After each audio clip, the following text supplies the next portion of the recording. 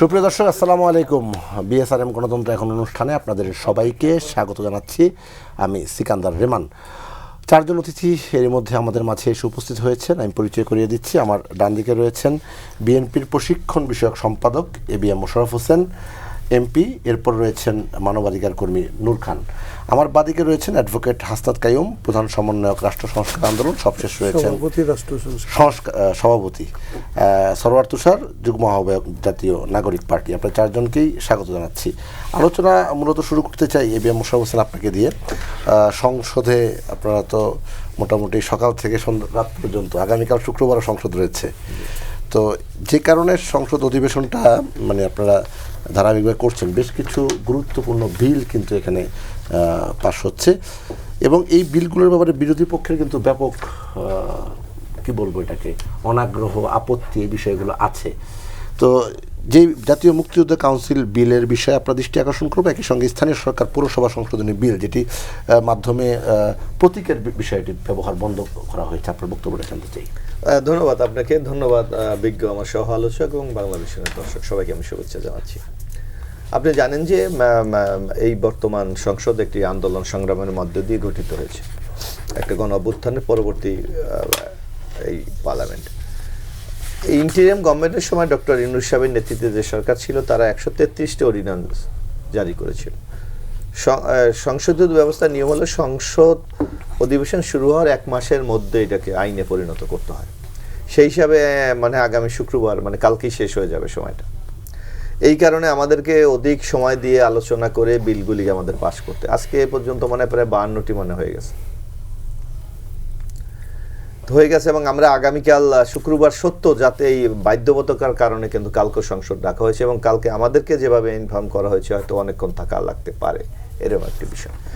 সুতরাং বিএনপি বারবার বলেছে, আপনি একটি লক্ষ্য করবেন যে আমরা জুলাই গণ অভ্যুত্থানের যে চেতনা সেটাকে ধারণ করি এবং এইটাকে বাস্তবায়নের জন্য যা কিছু দরকার সেটা আমরা উদ্যোগ গ্রহণ করছি। আমরা এর সাথে আমাদের নির্বাচনে যে একটা কমিটমেন্ট ছিলেন যে 31 দফা, আপনার নিশ্চয়ই মনে থাকার কথা, 31 দফা এবং এই যে ঐক্যমত কমিশনের সাথে বিএনপি নোট অফ ডিসেন্স ছাড়া যে বিষয়গুলি, এইগুলিকে সামনে রেখেই কিন্তু এই আমাদের সংসদের পার্লামেন্টে এই সংশোধনগুলি আমরা আনছি।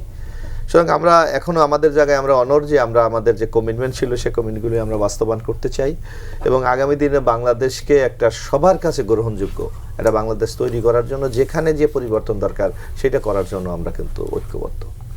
সরওয়ার তুষার, জুলাই চেতনার সাথে এই যে দ্রুত বিল পাস হচ্ছে সম্পর্ক আছে কতটুকু? এই জুলাই চেতনার বাস্তবায়নের কথা এবিএম মোশাররফ হোসেন বলছিলেন যে এই চেতনার সঙ্গে বিল পাস হওয়া আপনাদের বিরোধিতা। জি, আপনাকে ধন্যবাদ এবং সবাইকে শুভেচ্ছা। মূলত এখন পর্যন্ত যে অধ্যাদেশগুলো নিয়ে আলোচনা হচ্ছে বা হইচই হচ্ছে, খুবই গুরুত্বপূর্ণ অনেকগুলো অধ্যাদেশ বাতিল করা হচ্ছে 2টা প্রক্রিয়ায়। একটা হচ্ছে সংসদে বিল আকারে উত্থাপনের মধ্য দিয়ে, আর একটা একেবারে ল্যাপস করার মধ্য দিয়ে, যেটা স্বয়ংক্রিয়ভাবে বাতিল। কিন্তু যেহেতু শব্দগুলো হার্শ, তো আমরা যেটা পত্রপত্রিকার মাধ্যমে পড়লাম, বিএনপির সংসদীয় যে দল সেখানে তারা আলোচনা করেছেন যে আমরা ভাষাটা এইভাবে বলবো যে আমরা পরবর্তীতে অধিকতর আলোচনা করে আবার আরেকটা আইন করব। কিন্তু এটা বিশ্বাস করার যৌক্তিক কোনো কারণ নাই যে তার ফলে জুলাই চেতনা যেটা আপনি বলছেন সেটা রিফ্লেকশন ঘটবে। কেন? এটা সবচেয়ে বড় প্রমাণ হচ্ছে যে যে বিশেষ কমিটিটা হয়েছে এই অধ্যাদেশগুলো রিভিউ করার জন্য, সেই বিশেষ কমিটিতে বিভিন্ন গুরুত্বপূর্ণ অধ্যাদেশে যে রিমার্কসগুলো বিএনপির পক্ষ থেকে করা হয়েছে সেটা আমাদের দেখার সৌভাগ্য হয়েছে। সেখানে ওই রিমার্কসগুলো পরিষ্কার বলে দেয় যে বিএনপি ইভেন যদি পরবর্তীতে অধিকতর আলোচনা করেও এই অধ্যাদেশগুলো আইনে পরিণত করে, সেটা কী ধরনের আইন হবে। ধরেন আমি একটা উদাহরণ দেওয়ার জন্য বলছি যে বিএনপি এই গুম অধ্যাদেশটা বাতিল করে দিচ্ছে, পরবর্তীতে বিএনপি গুম প্রতিরোধের জন্য আরেকটা আইন করবে, আমি ধরে নিলাম। সেখানে কি এখন বিএনপি যে আপত্তিটা করলো সেই আপত্তির ব্যাপারটা কি তারা অ্যাড্রেস করবে না? নিশ্চয়ই করবে। যেমন এখানে তারা আপত্তি করেছে 2টা। একটা হচ্ছে যে মেজর 3টা আসলে মানবাধিকার এবং যদি গুম মিলিয়ে বলি তাহলে 3টা। মানবাধিকার কমিশনের ক্ষেত্রে তারা বলেছে যে এটা কোনো মিনিস্ট্রির আন্ডারে না, কাজেই সমস্যা আছে। কিন্তু দুদক তো কোনো মিনিস্ট্রির আন্ডারে না, কিংবা ধরেন অডিটর জেনারেল অফিস কোনো মিনিস্ট্রির আন্ডারে না, নির্বাচন কমিশনের কোনো মিনিস্ট্রির আন্ডারে না। তাহলে মানবাধিকার কমিশনের ক্ষেত্রে এই প্রশ্ন আসছে কেন আপনি মানবাধিকার কমিশনকে স্বাধীন এবং সাংবিধানিক প্রতিষ্ঠান হিসেবে ভাবতে পারছেন না? তারপর তারা গুমের ক্ষেত্রে বলেছে যে বিষয়টি সংবেদনশীল, এর সাথে আইনশৃঙ্খলা বাহিনী জড়িত। এক্স্যাক্ট ল্যাঙ্গুয়েজটা আমি বলছি যেটা তারা বলেছে ওখানে, এর সাথে আইনশৃঙ্খলা বাহিনী জড়িত, কাজেই সরকারের পূর্বানুমতির প্রয়োজন। কিসের ক্ষেত্রে? কারণ মানবাধিকার কমিশন যেটা অধ্যাদেশে বলা হয়েছে, সেখানে বলা হয়েছে যে যদি কোনো আইন শৃঙ্খলা বাহিনীর বিরুদ্ধে গুমের অভিযোগ আসে, তাহলে সেটা সরকারের অনুমতি ছাড়া সুমোটো তদন্ত করতে পারবে মানবাধিকার কমিশন। যদি অভিযোগ প্রমাণিত হয়, আদালতের অনুমতি সাপেক্ষে বিচার বা ব্যবস্থা নিতে পারবে। এখন বিএনপি এই ক্ষমতাটা মানবাধিকার কমিশনকে দিতে চায় না। এই যে আদালতকে ইনভলভ করে আপনি একটা স্টেপস নিতে পারবেন, বিএনপি এখানে চায় যে সরকারের প্রধান অর্থাৎ এক্সিকিউটিভ, আদালত না এক্সিকিউটিভ, কিন্তু আদালত তো অলরেডি আছে, মানে মানবাধিকার কমিশন তো এমন না যে চাইলে যে কোনো কিছু করে ফেলতে পারবে। তো এই যে আমি একটু বুঝতে যাচ্ছি, মানে এই গুমের শিকার তো সবচেয়ে বেশি বিএনপি, রাইট, মানে বিএনপির কর্মী নেতা পর্যায়ে। এটাই তো সবচেয়ে বড় ট্র্যাজেডি। ইভেন যিনি আজকে এই অধ্যাদেশগুলো বাতিল করার পক্ষে সবচেয়ে স্ট্রং অপিনিয়ন দিচ্ছেন পার্লামেন্টে, মাননীয় স্বরাষ্ট্রমন্ত্রী, তিনি নিজেও গুমের শিকার। এই পার্লামেন্টে সরকারি দল এবং বিরোধী দল মিলিয়ে একাধিক গুমের শিকার এবং গুম মানে ভিকটিম ফ্যামিলি আছে, যেমন ইলিয়াস আলীর স্ত্রী আছেন সংসদ সদস্য হিসেবে, হুম্মাম কাদের নিজে গুমের শিকার, জামায়াত ইসলামী দিক থেকে ব্যারিস্টার আরমান সাহেব আছেন। এরকম একটা পার্লামেন্টে গুম নিয়ে এটাকে যে আবার আমাদেরকে বলতে হচ্ছে যে আপনাদের এই অধ্যাদেশটা আইনে পরিণত করা উচিত, এটাই তো খুবই দুঃখজনক। এবং দ্বিতীয় আরেকটা জিনিস বলি যে আরেকটা কি আপত্তি, এই আপত্তিটা দেখলে তো বিএনপি ইন্টেনশনটা বোঝা যায়। আরেকটা বলেছে তারা যে জাতীয় নিরাপত্তার স্বার্থে আটককে গুম বলা যাবে না। এটার মানে কি আমরা যদি একটু ডিকোড করি, জাতীয় নিরাপত্তার দোহাই দিয়ে বিএনপি আটক বা তুলে নেওয়ার পরিকল্পনা করছে বা করবে, বা এই অধিকারটা অন্তত সংরক্ষণ করতে চায়। অনেকে আমাদেরকে বলছেন যে কই আমরা গুম কি বিএনপি শুরু করেছে? তা এখন প্রশ্ন হচ্ছে যে আমরা কি গুম করা পর্যন্ত অপেক্ষা করবো নাকি? গুম যেমন ভয়ঙ্কর, গুমের সম্ভাবনা জারি থাকা তার চেয়ে বেশি ভয়ঙ্কর। কারণ হলো আপনার যে যখন আমরা যারা বিরোধী দল, সাধারণ নাগরিক কিংবা যে কোনো ধরনের সরকার সমালোচক, তারা যখন জানবে যে গুমের একটা সম্ভাবনা আছে, সরকার চাইলে নাগরিককে গুম করতে পারে, এটাই কিন্তু তাকে একটা মানে যে কোনো কিছুতে সাইলেন্ট করে ফেলবে, তাই না? ফলে এখানে জাতীয় নিরাপত্তার স্বার্থে আপনি যে গুম করবেন বা গুমের অধিকারটা সংরক্ষণ করবেন এবং বলবেন এটা গুম, এটা তো খুবই প্রবলেমেটিক। দেখেন আমাদের দুর্ভাগ্যটা কি, এই অধ্যাদেশটা মানে বিএনপি বলছে যে আমাদের তো এমন কিছু একটা হাতে থাকতে হবে যে জাতীয় নিরাপত্তার প্রশ্ন আসলে যেন আমরা আটক করতে পারি। তখন আমাদেরকে বিভিন্ন বাংলাদেশের পেনাল কোড কিংবা ফৌজদারি কার্যবিধি কিংবা সংবিধানের বিভিন্ন নিবর্তনমূলক আইনের উদাহরণ দিয়ে বলতে হচ্ছে আপনি এগুলোর মধ্যে দিয়ে এই কাজটা অলরেডি করতে পারেন। এটাই হলো আমাদের দুর্ভাগ্য, এটি হলো ট্র্যাজেডি, যে আমাকে দেখাতে হচ্ছে আপনি অলরেডি আইনসম্মত উপায় এগুলো করতে পারেন। আপনার আর এই অধিকারটা, অর্থাৎ আমি কি বলে যে জাতীয় নিরাপত্তার স্বার্থে আটককে গুম বলা যাবে না, এটা সহজ মানে হচ্ছে আপনি আটক করবেন, তুলে নিয়ে যাবেন এবং কাস্টডি স্বীকার করবেন না, আর কি, এছাড়া তার কোনো মানে নাই। তো এই যে এটা বলছে, এবং এবারে মানবাধিকার কমিশনের যেটা অধ্যাদেশ তারা বাতিল করছে, এর ফলে হচ্ছে আবার 2009-এর ওই আওয়ামী লীগের করা ছোট জগন্নাথ যে আইনটা সেটা ফেরত আসছে। দুদকের ক্ষেত্রে আপনি জানেন যে দুদককে আবারও আগের মতো সরকারি কর্মকর্তাদের বিরুদ্ধে কোনো অভিযোগ দুদক তদন্ত করতে পারবে না। দুদকের বিষয়ে আসবো, আপনার কাছে দুদকের বিষয়ে আসবো। আমরা যেহেতু গুম বিষয়ে আসছে, একবার সরাসরি নূর খান এখানে আছেন, আমরা তার অক্লান্ত পরিশ্রম দেখেছি এবং সে রিপোর্ট দিয়েছে জমা, পুরো বিষয়টার সঙ্গে সে অনেক বেশি ইনভলভ আমাদের চেয়ে। তো নূর খান, আপনার কাছ থেকে আসলে এই বিষয়টা জানতে চাই যে এখন অধ্যাদেশটা আইনে পরিণত হলো না, এখানে সরকারের উদ্দেশ্য নিয়ে আপনার কোনো মানে বক্তব্য আছে কিনা? প্রথম হচ্ছে আপনি যে রিপোর্টের কথা বলছেন, সেই রিপোর্ট আমি একা করিনি, এই রিপোর্ট কমিশন থেকে গেছে, গুম কমিশন, যেটা এখন বিলুপ্ত। দুর্ভাগ্য হচ্ছে যে আজকে 2026 সালের এপ্রিল মাসে এসে আবার সেই পুরানা কথাগুলি সামনে নিয়ে আসতে হচ্ছে। একটা জিনিস খুব স্পষ্ট, সাম্প্রতিককালে যে কথাবার্তাগুলি শোনা যাচ্ছে, আমি বলবো না যে এই কথাবার্তার ইঙ্গিত বহন করে যে আগামীতে এরকম একটা সম্ভাবনা করতে পারে তারা, আমি ওই জায়গায় যাচ্ছি না। তবে এটা ঠিক, সেই রাস্তাটাকে আপনি যদি ওপেন রাখেন, রাস্তাটি যদি এখন ব্যারিকেড দিয়ে বন্ধ না করে রাস্তাটা ওপেন রাখেন, তাহলে সেই সম্ভাবনা তো থাকবেই ভবিষ্যতে। এটা এক। 2 নম্বর হচ্ছে যে কথাগুলি বলা হচ্ছে, দেখেন বিগত সব আমলে জাতীয় নিরাপত্তা কোড আনকোড জাতীয় নিরাপত্তা শব্দ ব্যবহার করে আপনি দেখেন স্পেশাল পাওয়ার অ্যাক্টস ইম্পোজ করা হয়েছে, নানাভাবে মানুষকে হ্যারাস করা হয়েছে, এবং জাতীয় নিরাপত্তার কথা বলে টিএফআই তৈরি করা হয়েছে, জেআইসি তৈরি করা হয়েছে। এগুলি সব কিন্তু আপনি দেখেন কোড আনকোড জাতীয় নিরাপত্তা। এবং আমরা যখন এটা নিয়ে কাজ করছি তখন আমরা দেখেছি যে যাদের দিকে আমাদের সন্দেহ ছিল, যারা এই ঘটনাগুলির সাথে অনেকেই যুক্ত, তারা আমাদের বোঝানোর চেষ্টা করেছেন যে জাতীয় নিরাপত্তার স্বার্থে ওইটার সংরক্ষণ করতে আমাদের তো এরকম লাগবে যে আমরা কিছুদিন জিজ্ঞাসাবাদ করব, সময়সীমা থাকবে না, আমরা কিছুটা করব, আমরা আলাদাভাবে। এই কথাগুলি কিন্তু আমরা বিগত দিনে ওই সমস্ত মানুষের কাছ থেকে শুনেছি, যেই কথাগুলি এখন দুর্ভাগ্যজনক হচ্ছে যারা শিকার তারাও বলছেন। এইখানে আমার কাছে যেটা মনে হচ্ছে, এটা আমার একদম ধারণাগত, মানবাধিকার কর্মী হিসাবে তো আসলে মুখ চোখ কান বন্ধ রাখা সম্ভব না, তাহলে তো আমার মৃত্যুই হবে। আমি যে অবস্থানেই থাকি না কেন, এটাকে বলতে হবে যে এই এপ্রিল মাস 26-এ এসে আমার ভিতরে একটা শঙ্কা দেখা দিচ্ছে, ভয় দেখা দিচ্ছে, যেটি আমি বিগত দিনে পেতাম। সেই শঙ্কাটা কি এখনো আছে, থেকে যাচ্ছে আমার একেবারে ব্যক্তিগত। ধরেন এই আইনটি যদি, এই অধ্যাদেশটা যদি ল্যাপস করা হতো, তাহলে কি হতো? ল্যাপস হলে তো কনস্টিটিউশন অনুযায়ী অটোমেটিক্যালি 2009টা চলে আসতো, কিন্তু ল্যাপস না করে ইতিমধ্যে ওইটাকে মৃত্যু ঘটিয়ে আবার 2009কে নিয়ে এসে এইটার একটা বাহাবা নেওয়ার চেষ্টা করছেন। 2009 তো আসলে অকার্যকর ছিল। এইখানে যারা আমরা উপস্থিত আছি, ইনক্লুডিং মোশাররফ ভাই সহ, মোশাররফ ভাই কীভাবে সেই দিনগুলি পার করছে তো আমরা জানি, অনেকেই হয়তো জানেন না বর্তমান যারা করছেন। আজকের আইনমন্ত্রী তিনি এই গুমের ব্যাপারে অনেক মামলা পরিচালনা করেছেন, স্বরাষ্ট্রমন্ত্রী নিজে গুমের ভিকটিম হয়েছেন। তারপর এমন কি হলো যে তাদেরকে এটা মানে একেবারে বেমালুম ভুলে যে পূর্বর অবস্থায় নিয়ে যেতে হবে?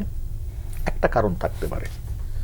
বিগত দিনে আপনি একটু খেয়াল করেন, গুমের সাথে সংশ্লিষ্টতার অভিযোগে সন্দেহে যে সমস্ত বাহিনীগুলির অফিসারদেরকে চিহ্নিত করে বিভিন্ন মামলায় আটক করা হয়েছে, এবং আটকের সম্ভাবনা যেখানে ছিল সেখানে আপনারা দেখেছেন না অসহযোগিতা, কোর্টে আনা নেওয়া, বহু ব্যাপারের অসহযোগিতা। আমরা কিন্তু অনেক আলোচনা করছি, কিন্তু ওই দিকে আর কেউ যাচ্ছি না। আসলে এখন পর্যন্ত বাংলাদেশের দুর্ভাগ্যজনক হচ্ছে, আমার একটা খুব ছোট মানুষ, আমি যেটা মনে করি মানবাধিকার কর্মী হিসাবে, যে কোনো এক জায়গার চাপে বা একাধিক জায়গার চাপে আজকে বেমালুম অত্যাচারের কথা ভুলে যেয়ে পূর্ব অবস্থায় ফিরে যাওয়ার একটা চেষ্টা হচ্ছে। যেমন ধরেন, অনেকে বলছেন না যে আমরা চাই গুমের প্রকৃত শাস্তি হোক, বড় শাস্তি হোক, এটা তো অনেকটা পাশ কাটিয়ে যাওয়া, এরকম কথা বলছেন না? আপনি দেখেন 2025-এর যে ইয়েটা আছে মানবাধিকার কমিশনের, সেখানে কিন্তু খুব স্পষ্ট করে বলা আছে যে অপরাধের মাত্রা ভেদে ফাঁসি পর্যন্ত হতে পারে। রাইট। হ্যাঁ, এবং যেহেতু আমি আইনজীবী না, আইনজ্ঞও না, যেহেতু মানবাধিকার ফিল্ডে কাজ করি, আমি গত 2-3 দিন ধরে এই লেখালেখির কারণে আমি চেষ্টা করেছি আমার পরিচিত জন যারা আছেন, আইনে ভালো বুঝেন, এমনকি আমাদের চেয়ারম্যান সাহেব জাস্টিস মঈনুল ইসলাম চৌধুরী, উনি আইনের ইয়েগুলো ভালো দেন, ওনার সাথেও কথা বলেছি। আসলে সবাই কিন্তু অবাক হয়ে যাচ্ছেন যে এই আইনের যে ব্যাখ্যাগুলো সেটা কিন্তু অনেকটা গ্যাপ থেকে যাচ্ছে, ভুল ব্যাখ্যা হচ্ছে, এবং যার যার মতো করে ব্যাখ্যা দিচ্ছে বলে মনে করছেন, সন্দেহ করছেন। দেখেন, আইনে স্পষ্ট বলা আছে, যদি একটি ব্যক্তি হত্যাকাণ্ডের শিকার হয় গুমের পর, সেখানে কিন্তু মৃত্যুদণ্ড পর্যন্ত যেতে পারবে। যদি 5 বছর গুমের পর তার খোঁজ না পাওয়া যায়, সেই ক্ষেত্রেও কিন্তু এই শাস্তির বহাল আছে। কিন্তু মানুষকে যেভাবে বোঝানো হচ্ছে তাতে মনে হচ্ছে যে এই আইনটা যথাযথ ছিল না। আইনের দুর্বল কিছু দিক থাকবে, সেটা সংশোধন করেন। কারণ দীর্ঘদিনের পরিশ্রমে এবং আপনার আমার পরিশ্রমে, আমি একা পরিশ্রম করেছি এটা বলবো না, আমি আপনি সবাই মিলে রাজপথে পরিশ্রম করলাম। সবচেয়ে বেশি ক্ষতিগ্রস্ত যদি বিবেচনা করেন সংখ্যার দিকে, তাহলে বিএনপি। এই ব্যাপারে নির্দ্বিধায় বলা যায়, গুমের ব্যাপারে, টর্চারের ব্যাপারে, ভুয়া মামলার শিকারের ব্যাপারে বিএনপি, জামাত এবং সর্বশেষ এসে ছাত্ররা, এবং বিভিন্ন পেশাজীবী মানুষ। জি। কিন্তু আজকে যেভাবে বিলগুলির মানে রহিত করে দেওয়া হচ্ছে, বাতিল করে দেওয়া হচ্ছে, এতে কিন্তু ওই যে একটা জিনিস মনে হচ্ছে যে কোথায় যেন একটা চাপ, এবং এই চাপটা কতটুক কি এটা বুঝতে আর একটু সময় লাগবে, কিন্তু না বোঝার কোনো কারণ নাই। তবে মোশাররফ ভাইদের মতো মানুষদের যারা বিগত দিনে এই বিষয়গুলিতে সোচ্চার ছিলেন, অনেকটা মানে কি বলবো, বিপদকে অগ্রাহ্য করে আসছিলেন টেলিভিশনের সামনে, কথা বলেছেন। আমি যদি পালিয়ে থেকে কথা বলি কাজ না করে, সেটা কিন্তু খুব আরামে, কিন্তু আমি যদি প্রকাশ্যে এসে বিপদ ঘাড়ে নিয়ে এসে পলায় থাকি, সেটা কিন্তু অনেক বড় ব্যাপার। কিন্তু দুর্ভাগ্য হচ্ছে কেন যেন বাংলাদেশের রাজনীতিবিদরা স্বাধীন হতে পারছেন না। জি। আর কমিশনকে স্বাধীন করার ক্ষেত্রে আপনি যদি কমিশনকে নিয়ন্ত্রণই করতে চান, তাহলে এই 2009-এর কমিশন ছিল, এইটাই থাকতো। এটা নিয়ে তখনও কথা বলা উচিত হয়নি আপনাদের। জি। আপনারা সবসময় বলছেন মানবাধিকার কমিশন কি করে।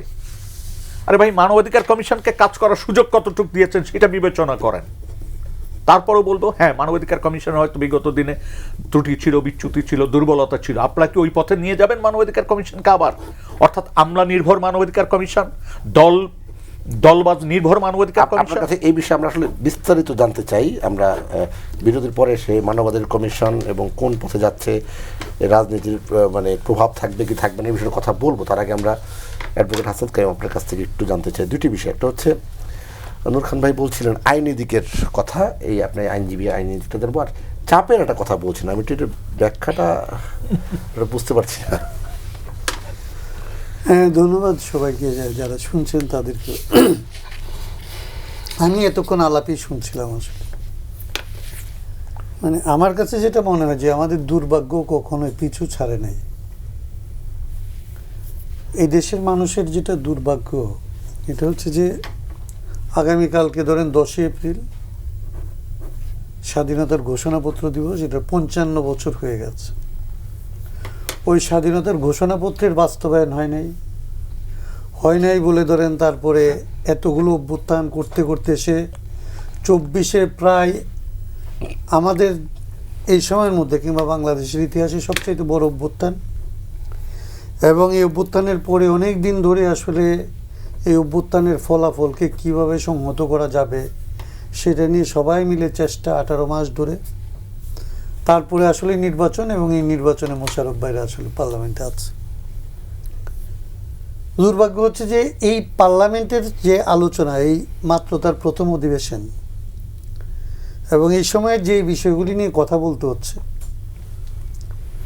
এবং যেগুলির সবচাইতে বেশি শিকার হচ্ছে বিএনপি নিজে, কিংবা আসলে এইখানে এখন যারা রাজনীতি করছে, আমি বেশি কম করে বলতে চাই না, ধরেন আওয়ামী লীগের বাইরে যারা আসলে আওয়ামী লীগ বিরোধী রাজনীতিটা এখানে করে আসছে গত তাদের রেজিমে, তাদের তো প্রত্যেকেই এর ভেতরে ছিল, এর চাপের মধ্যে ছিল, যারা আসলে রাজনৈতিকভাবে সক্রিয় ছিল।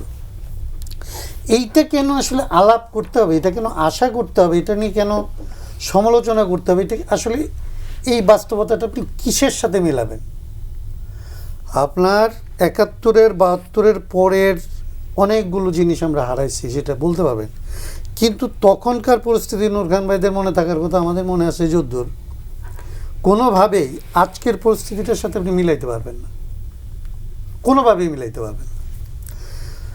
আপনি যদি লড়াইটা একটা জায়গায় যদি আপনি ধরেন চিহ্নিত করেন, তাইলে এই রেজিমের সবচাইতে অমানবিক, সবচাইতে নির্মম যে বাস্তবতা তৈরি করছিল এই রেজিম, যে জন্যে তাদেরকে রাজনৈতিকভাবে নিষিদ্ধ করার পরেও বাংলাদেশের এই যে মানবাধিকার সংগঠনগুলি পর্যন্ত যে লেভেলে কথা বলা উচিত একটা রাজনৈতিক দলকে নিষিদ্ধ করলে, সেরকম কথা যে হচ্ছে না, এর একটা বড় কারণ হচ্ছে যে তারা গুমের মতো একটা চর্চার বাংলাদেশে তারা চালু করছিল, জারি করছিল। এবং যারা গুম হয়েছে এবং যারা আমরা তখন গুম হই নাই, যারা প্রতিনিয়ত গুম হইতে পারি বলে আসলে নিজেরা ভয়ের মধ্যে ছিলাম, আমাদের আত্মীয় স্বজন, বন্ধু বান্ধব, শুভানুধ্যায়ী, আমার তো মনে আছে আমার কাছে কান্নাকাটি করছে আমার এক বন্ধু, আমেরিকায় আমরা একসাথে রাজনীতি করতাম, ও আমেরিকায় চলে গেছে, একটা ইউনিভার্সিটিতে পড়ায়। আমাকে জাস্ট ফোন করে কাঁদতেছিল যে তুমি এই বয়সে, আমি অনেক দেরিতে বিয়ে করছি, আপনাদের ব্যক্তিগত কথা হয়ে যাচ্ছে, যে আমার বাচ্চারা ছোট, ও কান্না করতেছিল যে আমরা সবাই অন্য জায়গায় চলে আসছি, তুমি একা একা এই বাচ্চাদেরকে আসলে ছোট রাখে এই অবস্থার মধ্যে তুমি নিজেকে ঠেলে দিতেছো, এটা কীভাবে? আমার ঘনিষ্ঠ পরিচিত, মানে এটা বলা, সে নাম বলছি না, কিন্তু ধরেন হাইকোর্টের বিচারপতি আলাদা করে ডেকে নিয়ে অনুরোধ করছে আমাকে যে কাইম ভাই বেশি রিস্ক নিতেছেন, কিচ্ছু কিন্তু আমাদের কারো কিছু করার নাই, কি হবে আমরা জানি না। তার মানে আমি বলতে চাচ্ছি যে আমি তো খুবই ধরেন কম পরিচিত, খুবই পেছনের সারির এক ধরনের খুব রিজনেবল কথা বলা মানুষ। আমি একদম মাঠে ওইরকম কারো নাম ধরে কারো ইয়ে করে সিস্টেমের বাইরে প্রায় কোনো রাজনৈতিক কথাই বলি না আমি।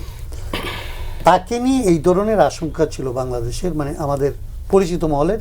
এবং আমি দুইটা জায়গার কথা বললাম, একজন একটা বিদেশের বিশ্ববিদ্যালয়ে পড়ান, আরেকজন হচ্ছে হাইকোর্টে তখন বিচারপতি। তাদের আশঙ্কার লেভেলটা এরকম ছিল। তার মানে বাংলাদেশকে, পুরা বাংলাদেশকে আপনি একটা আতঙ্কের মধ্যে তারা ঢেকে রাখছিল। আপনি আজকে বলতেছেন গুম করবেন কি করবেন না, এই আতঙ্কটা আপনি জারি রাখতে চান বাংলাদেশে, এবং আপনি বলতে চান যে আসলে আপনি এই অভ্যুত্থানের চেতনা বাস্তবায়ন করতে চান। মানে কাহাতক তামাশা মানুষের সাথে আপনারা করতে চাইতেছেন। এইটা কত দূর পর্যন্ত হইতে পারে? আপনার কাছ থেকে আর কিছুর তো দরকার নেই। জি, আমরা আসবো এই আপনার যে প্রশ্নটা নিশ্চয়ই নোট করে রাখবেন মোশাররফ ভাই, মানে 3 জনের প্রশ্ন আপনার কাছে। না, এটা আমি 3 জনের প্রশ্নগুলো শুনলাম, সাথে তাদের একটা আশঙ্কা থাকাই স্বাভাবিক। এটা আমি মনে করি এটা গণতন্ত্রের জন্য খুবই একটা কার্যকরী মেডিসিন আমি মনে করি। কারণ একটা সরকারকে সঠিক পথে রাখা কিন্তু এ ধরনের সমালোচনা খুবই প্রয়োজন। আজকে দেখবেন সংসদে এই বিলগুলি যখন উত্থাপিত হয়েছে, এবং আপনি একটা জিনিস আমাদের কাছে মানে আমার মনে হয় সংসদীয় গণতন্ত্রের একটি চমৎকার ইতিবাচক দিক, বিরোধী দল যতটুকু আলোচনা করতে চেয়েছে তার কিন্তু সময় দেওয়া হয়েছে। আবার সেটাকে এবং বিল স্থগিত রেখে কিন্তু তাদেরকে আলোচনা করার সুযোগ দেওয়া হয়েছে, যে পাশ হয়ে যাচ্ছে এই সময় তারা দাঁড়িয়ে গেছে। তা আমি মনে করি এই কনসার্নগুলি থাকা ভালো। এবং আমাদের পক্ষ থেকে বিশেষ করে ট্রেজারি বেঞ্চ থেকে যে কথাগুলি বলেছে, হ্যাঁ অনেক বিরোধী দলের পক্ষ থেকে বা যারা এখানে নূর খান ভাইয়ের মতো লোকরা, হাসনাত ভাইয়ের মতো লোকরা যে আশঙ্কা করছে, এগুলিকেও কিন্তু আমরা আমলে নিচ্ছি। কারণ সর্বশেষ আপনি দেখবেন এই যে সুপ্রিম কোর্ট সচিবালয় বা বিচারক নিয়োগ অথবা গুম কমিশন, মানবাধিকার কমিশন, এগুলো কিন্তু বাতিল করে দেওয়া হয়নি, এগুলোকে আপাতত রহিতকরণ করা হয়েছে। কারণ আমাদের পক্ষ থেকে আইনমন্ত্রী যে বক্তব্যটা দিয়েছে, যে আকাঙ্ক্ষা নিয়ে আমরা গণ অভ্যুত্থান গঠন করেছিলাম, এই আইনগুলির মধ্যে তা প্রত্যাশা পূরণের ক্ষেত্রে কিছুটা ঘাটতি রয়েছে, যার জন্য আমরা রাজনৈতিক দল, স্টক হোল্ডার, মানবাধিকার কর্মী যারা আছে তাদেরকে আমন্ত্রণ জানিয়ে তাদের মতামতের ভিত্তিতে আগামী দিনে আইনগুলি প্রণয়ন করা হবে। যেমন একটা কথা আপনাকে বলি, আপনি তো দেখেছেন, এই কথাটা অস্বীকার করার তো সুযোগ নাই। হাইকোর্টের বিচারপতিরা, যেমন আমি যদি এই আন্দোলনের সময় আমি একটা কথা আমি প্রায় বলার চেষ্টা করি, আমাদের 6 জন না 7 জনকে ধরে নিয়ে গেছিল না, 6 জনকে, তারা গ্রেপ্তার না রাষ্ট্র কিছু বলছে। সুপ্রিম কোর্ট সর্বোচ্চ জায়গায় গিয়েছে, আমরা দেখছি তারা বেঞ্চ বসাবার সাহস পাচ্ছে না, এবং একটার পর একটা দিন অতিবাহিত করছে, তারা কিন্তু নির্যাতিত হচ্ছে। অর্থাৎ একটা দেশের বিচারাঙ্গনও যদি একটা দল কানা হয়ে যায়, তাদের বিবেক বিসর্জন দেয়, সেখানে কিন্তু আপনার যেমন গণতন্ত্রও আশা করা যায় না, মানবাধিকারও আশা করা যায় না, এবং সঠিক বিচার হবে এটাও আশা করা যায় না। কই আমরা তো দেখি না এই আমলে সেই বিচারপতিদেরকে ব্যবস্থা নেওয়া হয়েছে, এখনো কিন্তু আমরা নিতে পারিনি, এগুলো কিন্তু আমাদের ব্যর্থতা। অথচ এই সকল জায়গাগুলি আমাদের কিন্তু সোচ্চার হওয়া উচিত। আপনি কি করেছেন, অনেক বিচারপতিকে চাকরিচ্যুত করে দিয়েছেন, কিন্তু তারা যে অপরাধটা করেছে, যেমন আমি একটা কথা তো প্রায় উচ্চারিত হয় বাংলাদেশে এখন, যে আমি সংবিধিবদ্ধ রাজনীতিবিদ। এই কথাগুলি যারা করেছে, আমার তো উচিত আইনের আওতায় এনে দৃষ্টান্তমূলক শাস্তি দেওয়া উচিত ছিল, কিন্তু আমরা সবাই ব্যর্থ হয়েছি। এটা অস্বীকার করার কথা। এই নূর ভাইয়ের মতো মানবদের আমরা দেখেছি বিরোধী দলের সময় আমাদের পাশে তারা একেবারে পাহাড়ের মতো এসে দাঁড়িয়েছে, কিন্তু আমরা তো সেই কাঙ্ক্ষিত ফলটা পাই নাই। আমি আশা করি যে আমরা হতাশ হওয়ার কিছু নেই। আগামী দিনে আইনগুলি যখন আরও রেক্টিফাই হয়ে উপস্থাপিত হবে, আমি আশা করি এই জিনিসগুলি অ্যাড্রেস করে এটা কার্যকরী করা যাবে। এই যেমন আমি একটা সরার তুষার একটা কথা বলেছি, এখানে আমরা তো অত আইন এক্সপার্ট না। আমরা দেখেছিলাম যে আপনি গুম কমিশনের কথা যেটা বলেছে, যে গুম কমিশন কি করে, একটা তদন্ত করে যারা দোষী সাব্যস্ত হয় তাদেরকে আইডেন্টিফাই করে আপনি একটা সংস্থাকে বিচারের জন্য আবেদন। কিন্তু একই আইন তো আপনার মানবাধিকার বিরোধী অপরাধে আছে, এক না, একই তদন্ত কমিটি কিন্তু আছে। এক না, এই জায়গাটা একটা জিনিস একটু স্পষ্ট হওয়া না, দরকার। এটা কিন্তু আইনমন্ত্রী বলেছে, কিন্তু আমাদের অপোজিশন বেঞ্চ থেকে কিন্তু এটাকে কাউন্টার দিতে পারে নাই, তারা ব্যর্থ হয়েছে। যেটা হচ্ছে ধারাবাহিকভাবে মানবতা বিরোধী অপরাধের ক্ষেত্রে গুম আর অন্য গুমগুলোকে আপনাকে আলাদা করে দেখতে হবে। এইটা কিন্তু আইসিটিতে যাবে না, এই জায়গাটা গুলায় ফেলতেছেন সবাই। আসলে আরেকটা জিনিস আমি একটু বলতে চাই মোশাররফ ভাই, এই আইনের ত্রুটি বিচ্যুতি থাকতে পারে 2025-এ, যে সম্পূর্ণ একেবারে 100% ফিল আপ হয়ে গেছে এটা মনে করি না। তারপরও প্রায় 600 মানুষের সাথে কিন্তু মত বিনিময় করেছিল তারা, এবং আজকে যারা আরও অধিকতর কথা বলতে চাচ্ছেন তারাও ওই মত বিনিময়ে অনেকে ছিলেন, এই আইনমন্ত্রী নিজে ছিলেন। এখন হয়তো সম্পূর্ণটা তিনি একমত হতে পারেননি, তখন এটা হইতে পারে। একটা জিনিস হচ্ছে যে একটা জিনিস আপনি 2009 যদি চলে আসে তাহলে তো আমাদের সেই জায়গার থেকে আমাদের করার কিছুই থাকবে না। যেমন আপনি কিভাবে আইন শৃঙ্খলা রক্ষাকারী বাহিনীকে তলব করবেন, তাকে মানে অপরাধের জন্য যদি প্রাথমিকভাবে চিহ্নিত করা যায় সেটা কিভাবে করবেন? আর এর আগে গুম কমিশন যেটা ছিল তারা কিন্তু তদন্ত করে নাই, তারা কিন্তু ফ্যাক্ট ফাইন্ডিং এর কাজটা করেছে। এই প্রথম না, বাস্তবায়ন করবে কে? মানবাধিকার, আমি একটু বলি, এইটা ছিল কমপ্লিটলি ফ্যাক্ট ফাইন্ডিং। আর এখন যেটা দেওয়া হয়েছে কমিশনকে, সেইখানে তদন্ত টিমের কথা বলা হচ্ছে, তদন্তের কথা বলা হচ্ছে, এই জায়গাগুলি কিন্তু খেয়াল করা দরকার। আর একটা জিনিস হচ্ছে যে দেখেন, জনগণকে বিভ্রান্ত করে, অসন্তুষ্টিতে রেখে, অনাস্থার ভিতর রেখে আপনি কিন্তু ভালো কাজ করতে গেলেও বিব্রত অবস্থায় পড়বেন। আর একটা জিনিস খেয়াল করা দরকার, যে গত কয়েকদিনের আলাপ আলোচনার মধ্য দিয়ে আমার কাছে কেন যেন মনে হচ্ছে, যেমন আমাদের মতো মানুষ মাত্র 3-4 মাসের ভিতরে এই কথা কেন বলতেছি আমরা? এই কথা তো বলার কথা না। আমি প্রথমেই বলছি যে আজকে এপ্রিল মাস, মাত্র 2 মাসের মাথায় আমাদেরকে এই কথা, 2 মাসও হয়নি, কথা কেন বলবো আমরা? আমরা তো চাই যে সরকার যদি কোথাও তার মানে বিচ্যুতি দেখি আমরা সেটা নিয়ে তুলছি, এবং আমরা মনে করি সেই জায়গা থেকে সরকার আরও শক্তি অর্জন করুক। কিন্তু সেই জায়গাটাতে যদি আপনি শুধু ডিবেটের জন্য ডিবেট করবেন, তাহলে কিন্তু একটা জিনিস মনে রাখতে হবে। আজকে দেখেন তো, যেই মানুষগুলি কথা প্রশ্ন তুলছে, সরকারের দিকে আঙ্গুল দেখাচ্ছে, এরা কারা? জি, এরা তো এই যখন আজকের সরকারি দল বিরোধী অবস্থানে ছিল, তারা তো পাহাড় হয়ে সামনে দাঁড়ায় ছিল, এটা তো অস্বীকার করার কোনো, আমরা তো স্বীকার করি। হ্যাঁ, তাহলে এই জিনিসটা আপনাকে বুঝতে হবে যে কেন এই প্রশ্নগুলি আসছে। নূর ভাই, এখন একটা সরকার একটা প্রসেসের মধ্যে, আপনি নিজেই বললেন একটা সরকার বয়স 2 মাসও এখন হয়নি। এখন এর মধ্যে আমরা যে গুরুত্বপূর্ণ, একদিকে 2টা কাজ করতে হচ্ছে। একটা, বিগত সরকারের অধ্যাদেশগুলিকে আইনে পরিণত করছে, অন্যদিকে আমাদের একটা পলিটিক্যাল কমিটমেন্ট ছিল নির্বাচনে, সেইটাকেও আমাদের বাস্তবায়ন করতে হয়।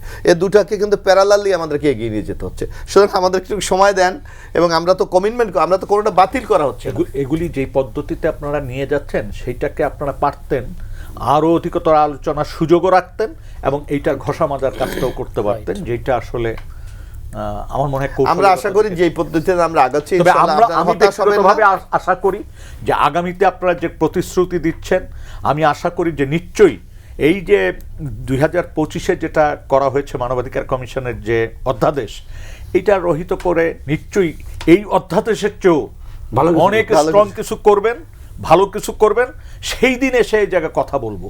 আর সেই দিন যদি দেখি আরো দুর্বল, তখন তো ভাই অবশ্যই তখন তো বলবেন, প্রশ্ন তুলতেই হবে। আজকের প্রশ্নের চেয়ে অনেক গুণ বেশি আমরা প্রশ্ন তুলব। জি, মোশাররফ ভাই কিছু বলতে চান? না, আমি নূর ভাইয়ের সাথে সম্পূর্ণ একমত। আমরা তো একটা পরিবর্তনের মধ্যে দিয়ে যাচ্ছি। আপনি দেখবেন এই যে আমি সংসদে কিন্তু একটা চমৎকার একটা দিকে আমি লক্ষ্য করি, যে সরকারি বিরোধী দল যে আইনগুলি খুবই প্রয়োজনীয়, এগুলি কিন্তু হয়ে যাচ্ছে। যেমন একই দিনে আজকে আমার মনে হচ্ছে 29টা আইন আমরা একদিনে আজকে পাশ করেছি। এর মধ্যে মানে 3টা আইন নিয়ে শুধু বিতর্ক হয়েছে, বাকিগুলো কিন্তু সর্বসম্মতিক্রম হয়ে গেছে। তো সুতরাং বিতর্ক কিন্তু একটা সৌন্দর্য, এবং যখনই বিতর্ক দেখা দিচ্ছে তখন কিন্তু আমরা দেখলাম স্পিকারকে আলাদা আলোচনার সুযোগ দিচ্ছে। অর্থাৎ সবাইকে কনভিন্স করে আগামীতে আমরা এগিয়ে যেতে চাই। এবং সরকারি দল বিরোধী, বাংলাদেশে আজকে নানা সংকট রয়ে গেছে। আপনি দেখেন আমাদের দেশটাকে চালিয়ে নিয়ে যায়, অর্থনৈতিক সংকট, এই যে মিডল ইস্টের যুদ্ধ, বিশ্বব্যাপী যুদ্ধ সামগ্রিকভাবে অবস্থা। কিন্তু একটা স্থবির অবস্থা সারা বিশ্বে বিরাজ করছে। এই অবস্থায় আমরা যতটুকু আমরা জনগণ, আমাদের স্টেক হোল্ডার, যারা সমাজে বিজ্ঞজন আছে, এদেরকে নিয়ে আমরা এগিয়ে যেতে পারি, আমার মনে হয় যে কোনো সংকট সমাধান আমাদের জন্য সহজ হবে। সম্ভব। আচ্ছা, আমার একটা প্রশ্ন আছে। নির্বাচনের আগে আমি যেটা খেয়াল করেছি, আমি খুব পজিটিভলি মনে করেছিলাম যে বর্তমান প্রধানমন্ত্রী তিনি লন্ডনে বসে যে কথাটা বলেছিলেন যে জাতীয় সরকার এখন না, নির্বাচনের পরে। আর আজকে যে অর্থনৈতিক ক্রাইসিস সামনে মনে করা হচ্ছে এবং যেই সমস্ত জায়গায় সমস্যা দেখা দিচ্ছে, আপনি নিজেও বললেন যে একটা বিপজ্জনক জায়গায়, কেন আমরা একটা ঐক্যমতে পৌঁছাইতে পারছি না? ভাই, পার্লামেন্টের বাইরে বাদ দেন, আমাদের দরকার নেই, পার্লামেন্টে একটা ঐক্যমত করেন না। এটা হবে হয়তো। কারণ এই ক্রাইসিস তো আপনি একা মোকাবেলা কি করে করবেন? ভুক্তভোগী তো আমরা হব। এবং এই ক্রাইসিস অবস্থায় যদি আপনারা ওই সুযোগগুলি রেখে দেন, তাহলে যে জিনিসটা হবে, আবার পূর্ব অবস্থায় ফিরে যাওয়ার ভয়টা আমরা পাচ্ছি। এটাকে আপনাকে গুরুত্ব দিতে হবে ভাই। নূর ভাই, আপনি লক্ষ্য করছেন আমি আবারও বলি, না ঠিক আছে, সালাউদ্দিন সাহেবের পরিবার কিভাবে দাঁড়ে দাঁড়ে ঘুরেছে, তারপর সিলেটের ইলিয়াস আলীর পরিবার কিভাবে ঘুরেছে, ওই নোয়াখালীর, এটা তো আমরা দেখেছি। মামলা নেয়নি, কোর্টে দাঁড়াইতে পারেনি, কোর্টে মির্জা ফখরুল সাহেব যাবেন হাইকোর্টে জামিন নিতে, পুলিশ রেডি হয়ে গেছে তাকে কিভাবে গ্রেপ্তার করবে। এটা তো আমরা জানি, হাজার হাজার আমাদের ক্ষেত্রে লক্ষ লক্ষ মানুষের নামে মামলা দিয়েছে। সেই জায়গাটি থেকে আমাদের না, আমি মনে করি নূর ভাইরা যতটুকু রিয়াক্ট দেখাচ্ছে, আমি মনে করি গণতন্ত্রের জন্য খুবই একটা পজিটিভ সাইড। আমার মনে হচ্ছে যে আগামী সামনে আমাদের সুযোগ আসছে, কারণ এই কমিটিগুলিকে, এবং আজকেও আমাদের আইনমন্ত্রী বলেছে যে আমরা বাইরে এক্সপার্ট নিয়ে, আইনজ্ঞ নিয়ে, মানবাধিকার কর্মী নিয়ে, এগুলিকে আমরা নতুনভাবে সাজিয়ে আমরা উপস্থাপন করব, যাতে বাংলাদেশে আমরা একটা দৃষ্টান্ত স্থাপন করতে পারি। সরার তুষার, আমাদের মোশাররফ ভাইয়ের কথায় আস্থা রাখতে পারছেন কিনা? না, আমি মোশাররফ ভাইকে তো আমি ব্যক্তিগতভাবে অত্যন্ত রেসপেক্ট করি এবং আমি তার ইন্টেনশনকে কখনো সন্দেহ করি না। কিন্তু এই গুমের প্রশ্নে সংসদে দাঁড়িয়ে আইনমন্ত্রী যে বক্তব্য দিয়েছেন, এটা সংসদীয় ভাষায়, মিথ্যা বলবো না, সংসদীয় ভাষা হলো অসত্য ভাষা। উনি অসত্য তথ্য দিয়েছেন, জনগণকে বিভ্রান্ত করেছেন। সেটা কি? দুটো অসত্য তথ্য দিয়েছেন। একটা, উনি বলেছেন যে কেন গুম অধ্যাদেশটা ওনারা নিতে পারছেন না, কারণ এখানে সর্বোচ্চ শাস্তি 10 বছর করা হয়েছে, যেটা ওই মানবতা বিরোধী আইসিটি অ্যাক্টের সাথে সাংঘর্ষিক। প্রথম কথা হচ্ছে, আইসিটি অ্যাক্টের সাথে এটা কোনো সম্পর্কই নেই, দুই জিনিস। ওটা স্পেশাল অ্যাক্ট এবং সিস্টেমেটিক ক্রাইমকে ডিল করার জন্য তৈরি করা, আর এটা হচ্ছে একটা নির্দিষ্ট ফৌজদারি অপরাধকে ডিল করার জন্য। ফলে অথচ এই গুম অধ্যাদেশেও কিন্তু সর্বোচ্চ শাস্তি মৃত্যুদণ্ডই বলা আছে। তো উনি বিরোধী দলকে, আমি দেখলাম যে একটু তাচ্ছিল্যের সুরে বিরোধী দলকে বললেন যে আপনার আইনটা ঠিক মতো পড়েন, আসলে কিন্তু তিনি নিজেই আইনটা ঠিক মতো পড়েন না। এবং এত অমনোযোগী আইনমন্ত্রী যদি হন, মানে তাকে তো, মানে যে কোনো সভ্য গণতান্ত্রিক দেশে তাকে শুধু এই কারণে, এই যে তিনি সংসদে দাঁড়িয়ে দুটো ভুল তথ্য দিলেন বা অসত্য তথ্য দিলেন, এই জন্য তাকে স্যাক করা হতো বা তাকে অব্যাহতি দেওয়া হতো। একটা ভুল তথ্য হচ্ছে যে তিনি অধ্যাদেশটা যেখানে জলজ্যান্ত সাধারণ শুধুমাত্র বাংলা গদ্য পড়তে পারে, সেই দেখতে পাবে যে অধ্যাদেশে বলা আছে যে এটা আপনার সর্বোচ্চ শাস্তি মৃত্যুদণ্ডের বিধান এখানে আছে। আর দ্বিতীয়ত হচ্ছে তিনি বলেছেন যে ওই আইসিটি অ্যাক্টের মধ্যে আমরা গুমের সংখ্যাকে অন্তর্ভুক্ত করেছি। তা এখন ওনার কথা শুনলে মনে হয় যে আমাদের 500 গুম পর্যন্ত অপেক্ষা করতে হবে আবার আইসিটি অ্যাক্টে বিচার পাওয়ার জন্য। আদারওয়াইজ কি না, আপনি আইসিটি অ্যাক্টের উদাহরণটা এখানে কেন দিলেন? একটা নির্দিষ্ট গুমের ঘটনা কি আপনি আইসিটি অ্যাক্টে মানে ইয়ে করতে পারবেন, সুরাহা করতে পারবেন? এটা আমার মতো একেবারে বকলম লোক বুঝতে পারছি, চিফ প্রসিকিউটর এবং আইনমন্ত্রী বুঝতে পারছেন না। যদি ওনারা না বুঝে থাকেন তাহলে ওনারা এই পদে থাকার যোগ্য না, একেবারে সোজা আলাপ। ওনারা ব্যক্তি হিসেবে ভালো কি মন্দ সেটা নিয়ে কিন্তু আমার ব্যাপার না। তারা পাবলিক পোস্ট হোল্ড করছেন এবং হোল্ড করে তারা বলছেন যে এটা আইসিটি অ্যাক্টের মধ্যে গুমকে ধরা হয়েছে। এটা একটা কমপ্লিটলি ভুল ব্যাখ্যা, আইনের ভুল ব্যাখ্যা। আচ্ছা, এটা গেল।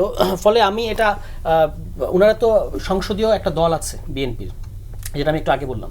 সংসদীয় দলে বলা হয়েছে যে যেহেতু পাবলিক রিয়াকশন হচ্ছে অনেক, আপনারা এভাবে বলবেন, এটা পত্রিকায় রিপোর্ট এসেছে, আপনারা এভাবে বলবেন যে আমরা বাতিল করছি না, আমরা পরবর্তীতে অধিকতর আলোচনা করে এগুলো আবার ফিরিয়ে আনবো।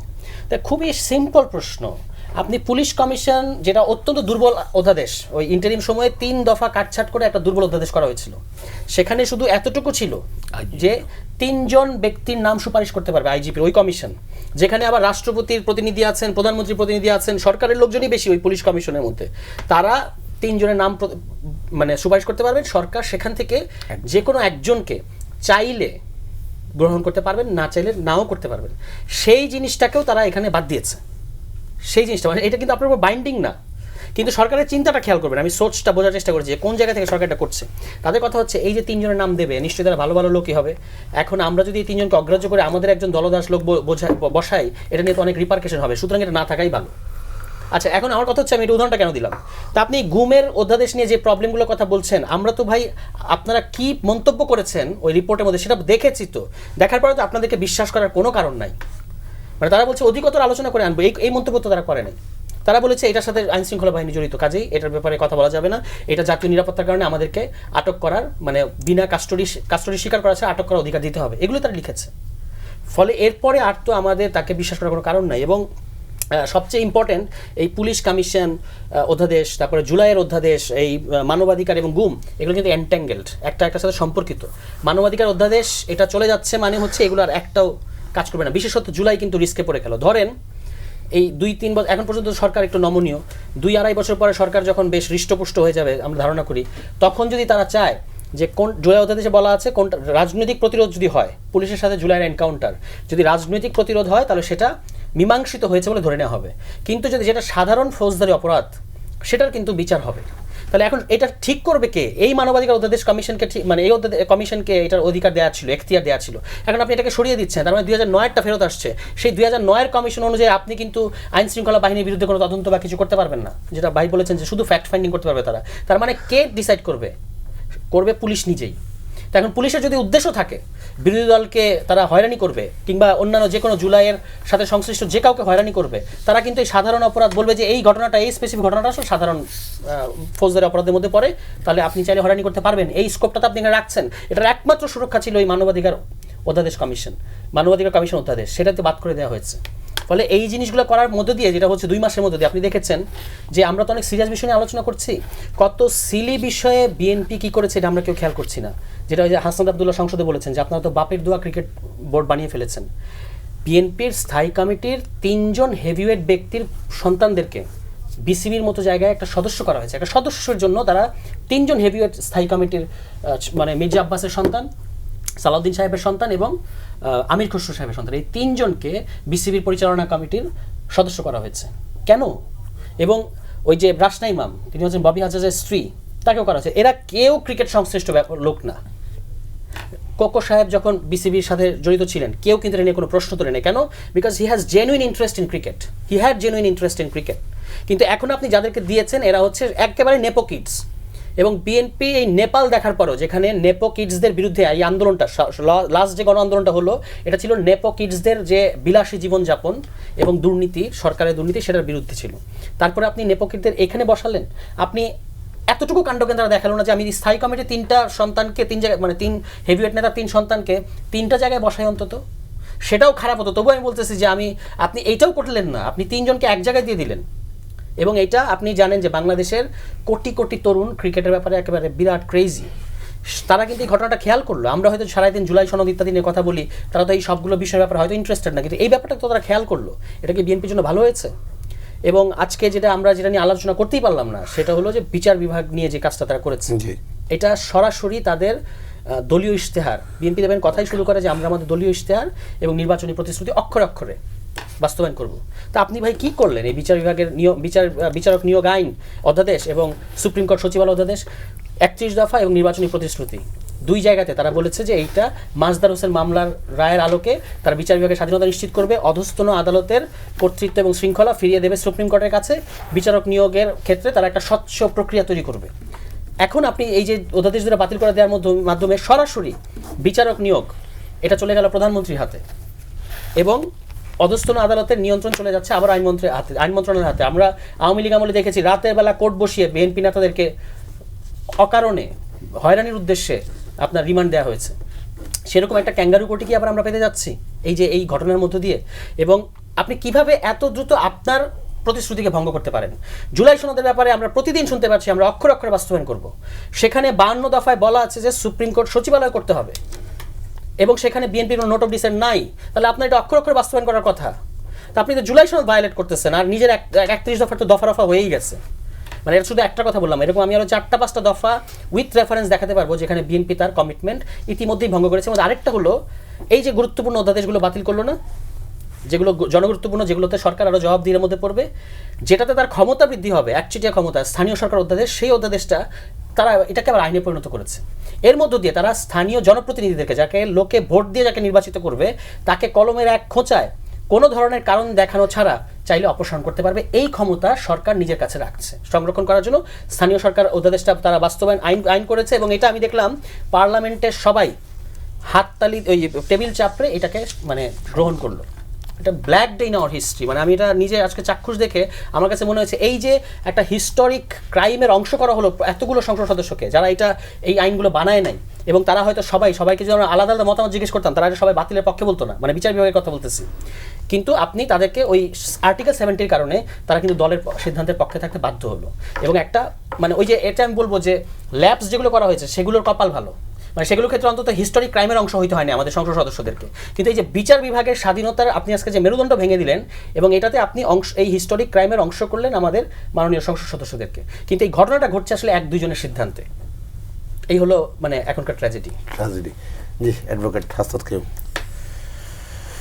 বিচার বিভাগের স্বাধীনতার বিষয়টা আসলে আপনারা দীর্ঘদিন ধরে বলছিলেন, কিন্তু আজকে এই বিষয়টি সালাওয়াত তুষার যখন প্রশ্ন উঠালো, বিএনপির 31 দফা এবং নির্বাচন ইশতেহারের বিষয় নিশ্চয়ই আমাদের মোশাররফ ভাই বলবেন, আপনার জায়গা থেকে একটু জানতে চাই, মানে বিপরীত ধর্মী সিদ্ধান্ত হলো কিনা? না, নিশ্চয়ই এটা তো তুষার অনেক বিস্তারিতভাবে জিনিসগুলিকে আনলো। আমাদের দুর্ভাগ্য তো হচ্ছে যে ধরেন আমি আবারও বলি যে বিচার বিভাগের স্বাধীনতা লাগবে, এটা নিয়ে তো কোনো ধরনের মানে কোনো একটা দল কেউ কখনো এটার বিরুদ্ধে কথা বলছে? বিএনপি এটার বিরুদ্ধে, ওই যে বললাম যে বিএনপির 31 দফা বলেন ও বললো, কিংবা এইবার যে একেবারে জুলাই জাতীয় সনদের যে জায়গাগুলির মধ্যে কোনো ধরনের নোট অফ ডিসেন্ট আসে না, বিএনপি তো অধিকাংশ জায়গায় নোট অফ ডিসেন্ট দিচ্ছে, তো যেখানে যেখানে দেয় নাই তার মধ্যে এটা তো একটা। তো সেই জায়গা আপনি প্রথম অধিবেশনে এসে এটা ঘুরাই দিলেন, তার মানে আপনি একটা দেশে যদি গণতন্ত্রের পথে আপনি হাঁটতে চান, তা আপনি প্রথমে কোন জায়গাটাকে আসলে নিশ্চিত করবেন? এটাকে তো লাস্ট রিসোর্ট মনে করা হয়, যে আপনি আর অন্যরা যা কিছু করুক কোনো একটা জায়গাকে তো আপনাকে রক্ষা করতে হবে, যে এই জায়গাটা হলে আপনি মিনিমাম একটা প্রোটেকশন আপনি পাবেন। আওয়ামী লীগের ব্যাপারে আমি যেটা বলতাম, যে আওয়ামী লীগের সরকারের একটা মানে বিশেষত্ব হচ্ছে অন্যরা পুলিশকে ব্যবহার করছে, আর্মিকে ব্যবহার করছে, আমলাদেরকে ব্যবহার করছে, এই সরকার আসলে ভর করছিল, আওয়ামী রেজিম ভর করছিল বিচার বিভাগের উপরে। তো আওয়ামী রেজিম যে বিচার বিভাগের উপরে ভর করছিল, তার সবচেয়ে বড় ভুক্তভোগী কারা ছিল? খালেদা জিয়া নিজে, তারেক জিয়া নিজে, স্বরাষ্ট্রমন্ত্রী আজকে যিনি তিনি নিজে, অন্যরা তো আমরা ধরে আছি। তো সেই জায়গাটাকে আমি আবারও বলি যে আপনি কাদের স্বার্থে আসলে বাংলাদেশের সংবিধানকে আর সংসদকে পরিচালিত করতেছেন? আপনার নিজের স্বার্থ যদি আপনি রক্ষা করতে না পারেন, আপনার দলের কর্মীদের স্বার্থ যদি আপনি রক্ষা করতে না পারেন, আপনার দলের যে মানুষেরা জীবন দিচ্ছে, আপনার দলের যে মানুষেরা ভুক্তভোগী, আপনি যদি তার পক্ষে না দাঁড়াতে পারেন, দেশের মানুষের পক্ষে কখন দাঁড়াবেন? জুলাইয়ের পক্ষে কখন দাঁড়াবেন? কীভাবে দাঁড়াবেন? এবং এই যে কাজগুলি আপনি করতেছেন, একটা ডক্টর জাফরুল্লাহ সাহেব মারা গেছেন, ডক্টর জাফরুল্লাহ সাহেব শেখ হাসিনা সম্পর্কে বলতে গিয়ে বলতো যে উনি তো অসুস্থ, ওনাকে নিয়ন্ত্রণ করে র, এবং রর এখানে একটা অফিস আছে। তো জাফরুল্লাহ সাহেব তো একটা জায়গাকে ইন্ডিকেট করত, আপনি তো এখানে এসে তার হাত থেকে বাংলাদেশকে বের করে নিয়ে আসছেন বলে বলা হয়। তো আজকে কার দ্বারা আপনি নিয়ন্ত্রিত হচ্ছেন? কার সংসদ হিসেবে আপনি কাজ করতেছেন? কোন দলের স্বার্থে আপনি কাজ করতেছেন? আমি তো কোনো জায়গা দেখতেছি না। বিএনপি যদি তার নিজের দলও দেখতো, যেটা ও বলতেছিল যে দলের কর্মী, দলের নিবেদিত মানুষ, দলের ত্যাগী নির্যাতিত মানুষ, তার পক্ষেও যদি দলটা দাঁড়াইতো, তাহলে বুঝতাম যে এটা বিএনপি হচ্ছে আসলে ওদের একটা দলের অংশ। সেটা তার অংশ দাঁড়ায় না, একটা মাফিয়া সিন্ডিকেট। আওয়ামী লীগের আমলে যেরকম ধরেন আওয়ামী লীগকে এখানে বসায় তাদের স্বার্থ চারিতার্থ করতো, সেইটার ব্যাপারে ধরেন কেউ কেউ কথা বলতো সাহস করে, বুঝতেছিলাম। আজকে 2 মাসের মধ্যে তো এই কথা বলতে আসলে আমাদের মন ছাই দেয় না। আমার তো এটা বিশ্বাস করতে ইচ্ছে করে না যে এত বড় আন্দোলনের পরে যাদেরকে আসলে জনগণ বিশ্বাস করে ভোট দিছে, যারা এখানে বসছে, যে আসলে জুলাইয়ের যে অভ্যুত্থান, রাজপথের যে বিষয়টা, এইটাকে আপনি আসলে আইনের মধ্যে লিগ্যালাইজ করবেন। এক একটা এইরকম অভ্যুত্থানের পরের সরকারের কাজ কি? আন্দোলন মাঠে যেটা থাকে, সেই মাঠের যে আকাঙ্ক্ষা, এটাকে আপনি আইনের ভাষায় রূপান্তরিত করেন। 69-এর অভ্যুত্থানের পরে 70 এটাই চাইছে, মানুষ ভোট দিছে। 90-এর অভ্যুত্থানের পরে এটাই হয়েছে, আজকে এটা হওয়ার কথা। কিন্তু আজকে পুরো উল্টো জিনিসে আপনি উল্টো দিকে হাঁটছেন কেন? আর এটার পিছনে কি, এটা তো আমরা বুঝতে পারতেছি না। আজকে যদি বলেন, আমি একদম কোনোভাবে এটা বুঝতে পারি না যে বিএনপি কার স্বার্থে, কোন কারণে এই কাজগুলি করতেছে। এটার কোনোটার ব্যাপারে বিএনপির নিজের একটা তো কালেকটিভ উইজডম থাকে। বিএনপি ধরেন 31 দফা বলছে, বিএনপির নেতৃবৃন্দের সাথে আমরা বসছি, 31 দফা নিয়ে আমি মাসের পর মাস তাদের সাথে মিটিং করছি।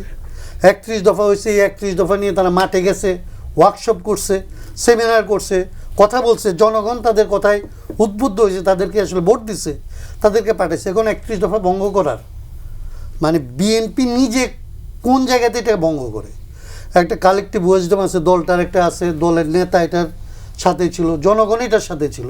তাইলে আজকে কার জন্যে মানে বলা হচ্ছে যে ও যে সমস্ত নোটের কথা বলল, তো এই যদি ধরেন, যদি একদম সরাসরি বলি যে আমাদের এখানকার যে সেনাবাহিনী, আমাদের এখানকার পুলিশ, আইন শৃঙ্খলা রক্ষাকারী বাহিনী, আমি কি এটাকে আওয়ামী আমলের আইন শৃঙ্খলা রক্ষাকারী বাহিনী ধরবো? নাকি আসলে এই অভ্যুত্থানের পরে এই যে আইন শৃঙ্খলা রক্ষাকারী বাহিনী, তারা আসলে জনগণের পক্ষের শক্তি, এই অভ্যুত্থানেও তাদের একটা বড় অংশ এই অভ্যুত্থানের পক্ষে ছিল, এইটা ধরবো?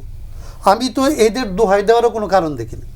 আমি তো এই বাহিনীকে, এখন যারা আছে, এখনকার পুলিশ, এখনকার সেনাবাহিনী, তাদেরকে তো আমি এই অভ্যুত্থান পরিপন্থী শক্তি হিসেবে দেখি না। তারা তো জনগণের সাথে কাতারে নামে আসছিল। তাহলে আজকে কাদের দোহাই দিয়ে এটা বলা হচ্ছে এবং কারা করতেছে, এইটা আসলে খুব প্রশ্নের মানে একটু উদ্বেগ এবং একটা দুর্ভাগ্যের লক্ষণ হিসেবে আমি দেখি।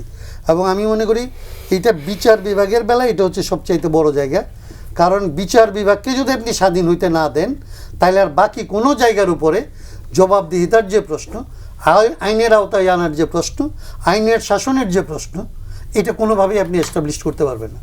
অতএব এই জিনিসগুলি সম্পর্কে এখানকার আইনমন্ত্রীকে এবং এখানকার যারা আমাদের সংসদ সদস্যরা আছে, সংসদীয় কমিটি আছে, কালকের দিনও তাদের হাতে আছে, আমরা অনুরোধ করব যে তারা যেন এইসব ব্যাপারে আমাদেরকে আশ্বস্ত করে যে তারা কি করতেছে, কেন করতেছে, আমরা যেন পরিষ্কার বুঝতে পারি যে এইটাকে, এই জায়গাগুলি ঠিকঠাক করার জন্যে আমি তুষারের মতো এতটা অবিশ্বাস রাখতে চাই না, কিন্তু আমি তাদের কাছ থেকে ক্লারিফিকেশন চাই।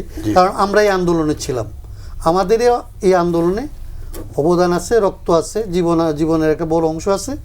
আমরা এটা তাদের কাছ থেকে শুনতে চাই যে তারা এগুলি করে আসলে কি করবেন, কোন পথে করবেন, এইটার একটা ক্লিয়ার বক্তব্য এখানে মোশাররফ ভাই আছে। এবং যদি অন্যরা থাকে, আমরা সংসদের কাছে চাইবো যে আগামীকাল যে আইনগুলিকে তারা রহিত করলো, এগুলিকে তারা কিভাবে, কোন পথে আসলে নিয়ে আসবে এবং কিভাবে নিয়ে আসবে, এটার জন্য সুনির্দিষ্ট কোনো একটা গাইডলাইন আমাদের সামনে রাখে এবং জাতিকে যেন আশ্বস্ত করে।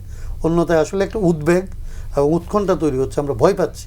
বাংলাদেশ নিয়ে আমাদের, বাংলাদেশের দুর্ভাগ্য নিয়ে আমাদের দুশ্চিন্তা হচ্ছে। এবিএম মোশাররফ হোসেন, কি হচ্ছে, কেন হচ্ছে উদ্বেগ আর উৎকণ্ঠা?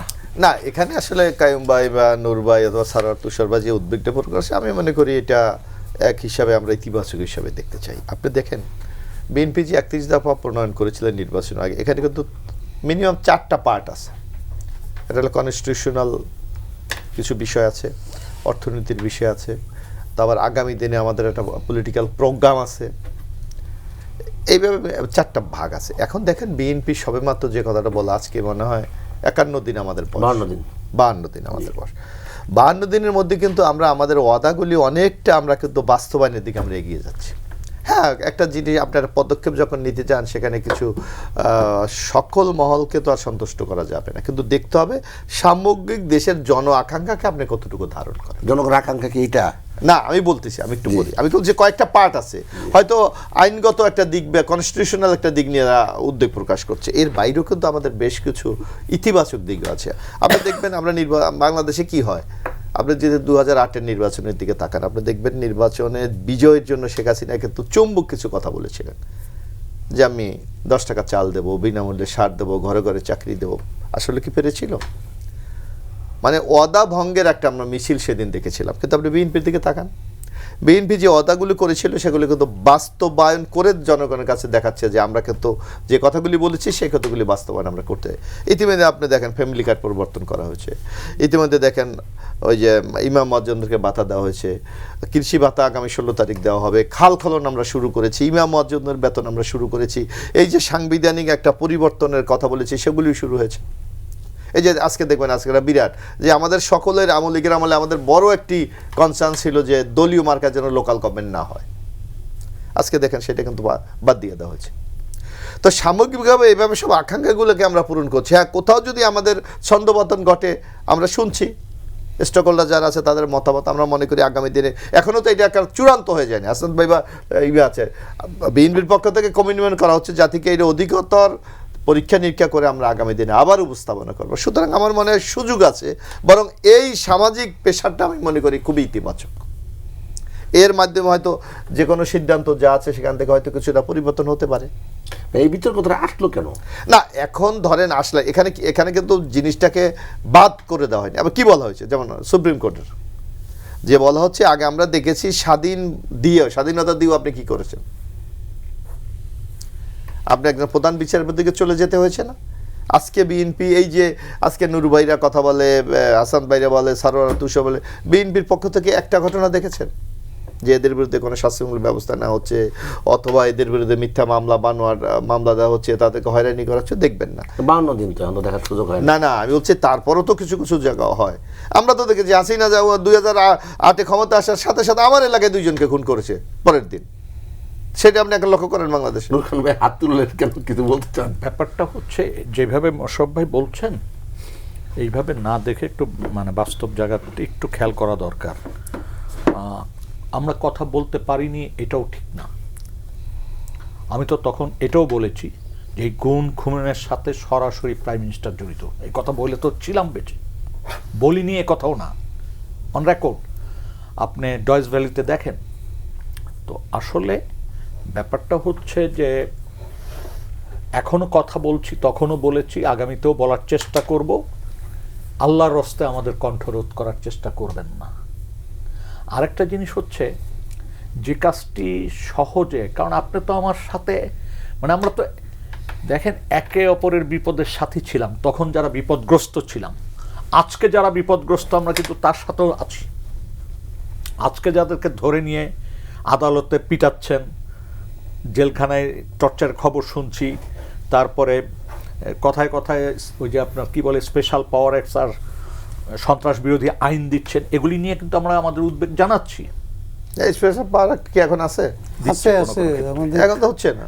আরে ভাই, হচ্ছে। আমি আপনাকে মামলা দিয়ে দিই, আপনি এগুলো একটু তুলে দেন। এগুলি হচ্ছে। এখন প্রশ্ন হচ্ছে আমরা তো আসলে যারা ক্ষতিগ্রস্ত, মানবাধিকার মানে যাদের লঙ্ঘিত হচ্ছে তাদের পক্ষে তো দাঁড়াবো। আমরা তো চাইবো 32 নম্বর এইভাবে ভাঙা হোক, এটা তো চাইবো না। সুতরাং এখনো সরকারকে আসলে পুরা জায়গাগুলোকে ঠিক করতে হবে। আর আমরাই কথা বলি মানে যে এটা একেবারে আপনার মানে রাজনৈতিকভাবে আপনাকে বিরোধিতা করছি এটা মনে করার কোনো কারণ আমরা এটা মনে করি না। এবং দেখেন যদি ভালো, আমরা তো একটা ভালো মানে দিনের প্রত্যাশায় এই জায়গাটায় আসছি, এইটা ধরে রাখাটা হচ্ছে সবচেয়ে বড়। কিন্তু আপনাদের আবারও বলি একটা ছোট্ট কথা, সেটা হচ্ছে যারা গণতন্ত্রের জন্য, মানবাধিকারের জন্য বিগত দিনে লড়াই করেছে, সংগ্রাম করেছে, আপনার আমার সবার মানবাধিকার রক্ষায় সচেতন ছিল, তাদেরকে মানে তাদের মুখ দিয়ে আপনার সমালোচনা আর বেশি করার সুযোগ দিয়েন না, বরং আপনারা ওই জায়গাটা সংশোধিত হয়ে যান, কারণ এটা বোঝা খুব কঠিন না। আর আবারও বলি এখনো সুযোগ আছে বাংলাদেশে, সেটা হচ্ছে কারো কথা না শুনে, কোনো প্রেশারের কাছে মাথা নত না করে, এখনো সেই পরিবেশটা আছে। হয়তো আগামীতে নাও থাকতে পারে, অন্তত পক্ষে সৎ সাহসের সাথে কিছু সিদ্ধান্ত নিয়ে ফেলেন।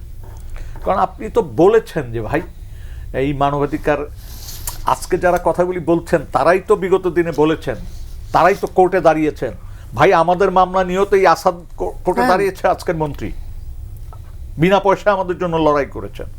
তো বিএনপির মানবাধিকার আইনজীবী, তো আমরা তো চাই যে আপনারা অন্তত পক্ষে আমাদের এইভাবে মানবাধিকার আশাহত সম্পাদক। করার সুযোগটা দিয়েন না প্লিজ। মানে খুব কষ্ট, এই কষ্ট তো ভোলা যাবে না। আপনার উপর যে অত্যাচারটা হয়েছে সেই অত্যাচার আর কারোর উপর হোক, এটা কামনা করেন না।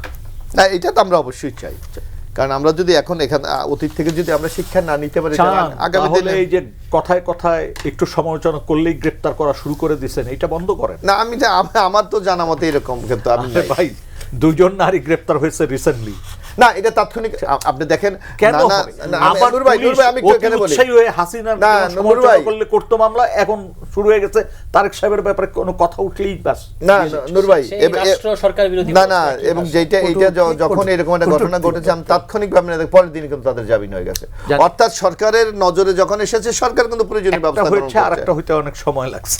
না, সুতরাং এটা কিন্তু আমরা তাৎক্ষণিক ব্যবস্থা গ্রহণ একইভাবে ঠাকুরগাঁওয়ে ওই যুব শক্তির এক সংগঠককে আটক করা হয়েছে একই এই যে রাষ্ট্র সরকার বিরোধী পোস্টের কারণে, ফেসবুক পোস্টের কারণে।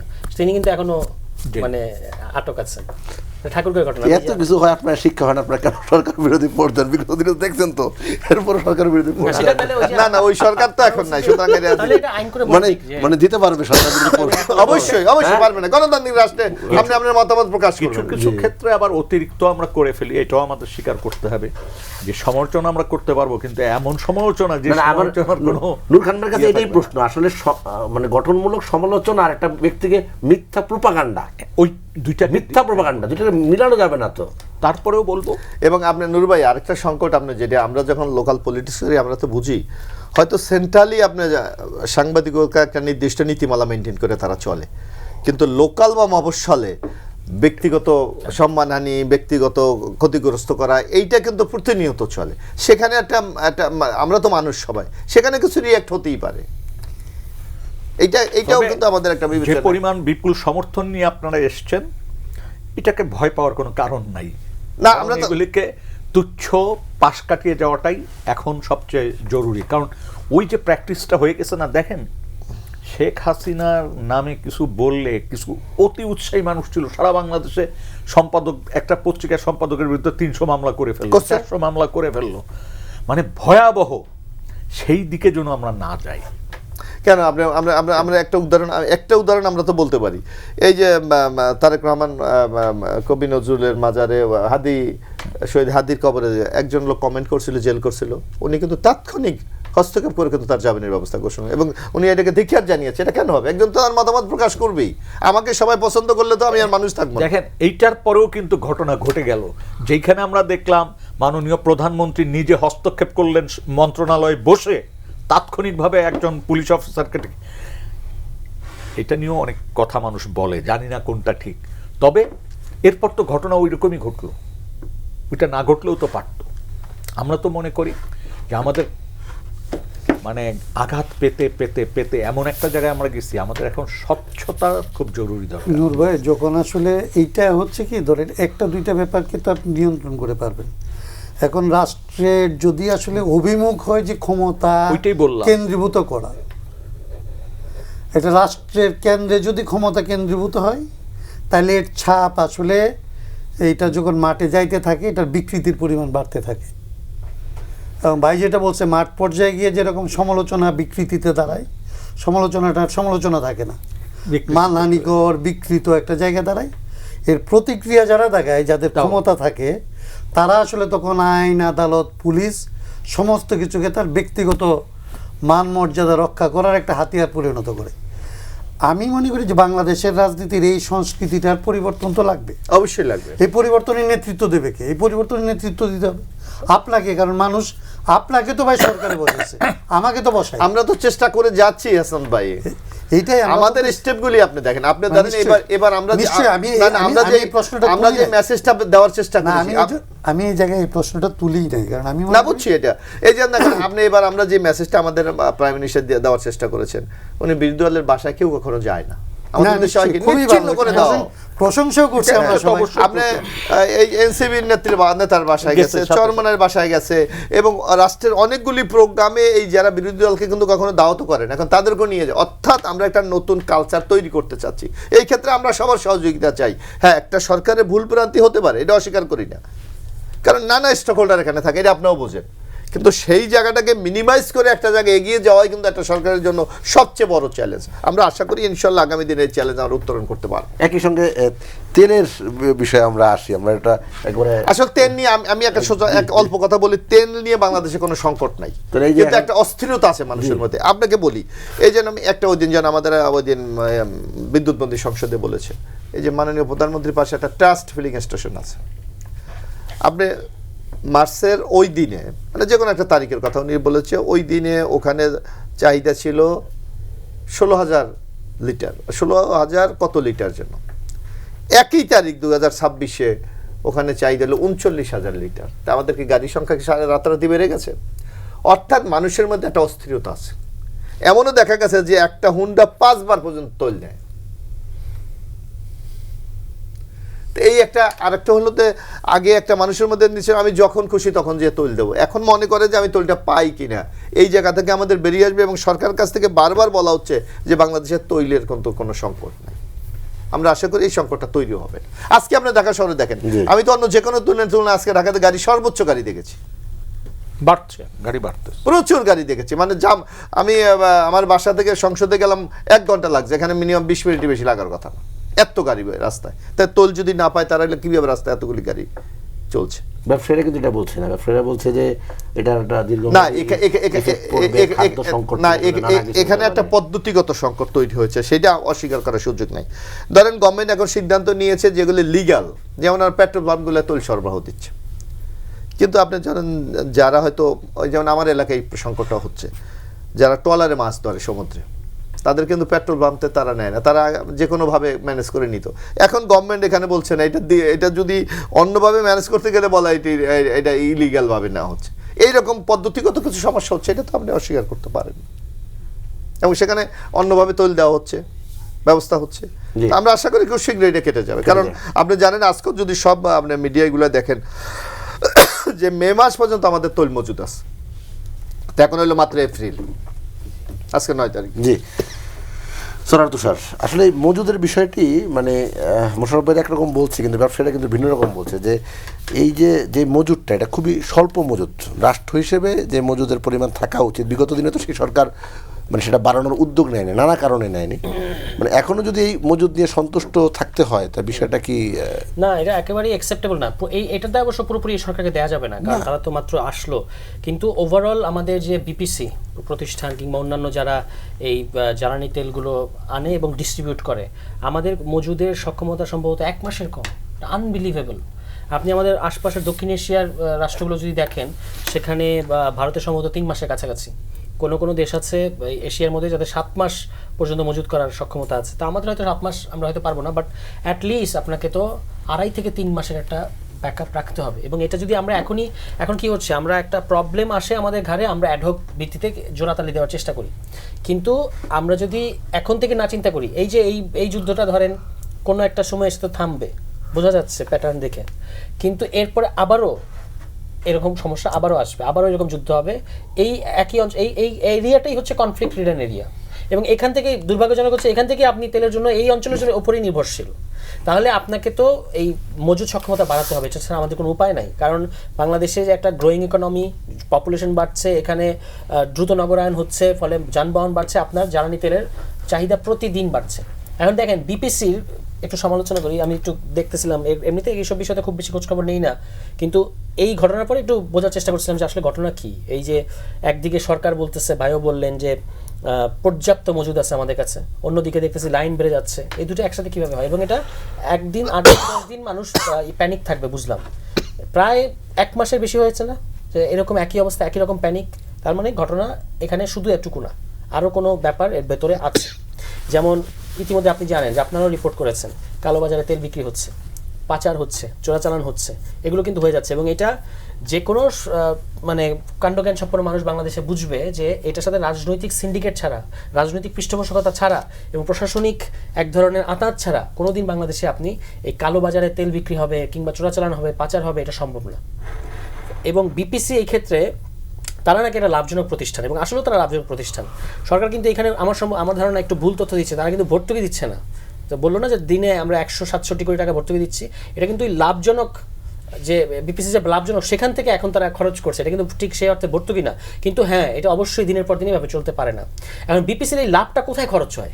বিপিসি লাভ খরচ হয় বেতন ভাতায়, বিপিসি লাভ খরচ হয় তাদের সুবিধা, মানে যারা বোনাস আছে তাদের সুবিধা। তারা, এবং আমি দেখেছি চুল কাটার জন্য তারা টাকা নেয়, বোনাস নেয়, ওইখানকার কর্মকর্তারা চুল কাটার জন্য টাকা নেয়। এবং এইভাবে এই লাভটা খরচ, আপনি বুঝতে পারতেছেন, লাভের গুড় পিঁপড়ারে খাওয়ার কথা আমরা শুনছি, এটা এই লাভের গুড় আপনি কাকে খাওয়াচ্ছেন? এই অসৎ আমলাদেরকে। অথচ এই বিপিসির যে পরিমাণ লাভজনক একটা প্রতিষ্ঠান, ভয়ঙ্কর, বাংলাদেশের স্ট্যান্ডার্ডের একটা অত্যন্ত লাভজনক প্রতিষ্ঠান, এই টাকাটাকে যদি আমরা বিপিসি তার ওই কি বলে মজুদ সক্ষমতা কিংবা এই ডিস্ট্রিবিউশন পলিসির এখানে একটা বিরাট সমস্যা আছে, সেটা যদি তারা ঠিক করতো তাহলে কিন্তু আমরা এতদিনে আমাদের 1 মাস না 2 মাসের কাছাকাছি, এবং এই সিদ্ধান্ত কিন্তু অনেক আগের, এই সিদ্ধান্ত অনেক আগের, এটার দায় বিপিসিকে নিতে হবে যে আমাদের 2 মাসের বেশি মজুদ সক্ষমতা লাগবে। এই আলোচনা বাংলাদেশে নতুন না, কিন্তু তারা এই দিকে যায় নাই। এবং সরকারের এই ক্ষেত্রে, এই সরকারের মানে সমালোচনাটা হচ্ছে যে তারা শুরুতে সরবরাহ নিয়ন্ত্রণ করতে গিয়ে পুরো এই যে আজকে যে পুরো যে আপনি ঝামেলাটা দেখতে পাচ্ছেন, এটা হচ্ছে তারা সরবরাহ নিয়ন্ত্রণ যখন করতে গেছে এবং পুলিশ স্থানীয় প্রশাসনকে তারা নামিয়ে দিয়েছে, তারা পাম্পের সামনে গিয়ে লাইসেন্স চেক করে। পাম্পের সামনে যদি আপনি গিয়ে লাইসেন্স চেক করেন তখন সমস্যা আরও বাড়বে, সমস্যা কমবে না। ফলে এই যে সরবরাহ নিয়ন্ত্রণ করাটা, এটা কিন্তু আর ওই যে ওই ইনসেন্টিভ দিয়েছে, আমি বলবো যে পাম্প ওনার্সদেরকে, যে তারা ওই যে মাটির নিচে না কিভাবে যেন এখন মজুত করতেছে না, এটা করার পেছনে এই যে সরবরাহ নিয়ন্ত্রণ, যে সরকার তো তেল দিচ্ছে না, ফলে আমি কবে আবার পাবো জানি না, তখন তারা বলতেছে আমার কাছে তেল নাই, কিন্তু দেখা যাচ্ছে আসলে খুঁজলে তেল তাদের কাছে আছে।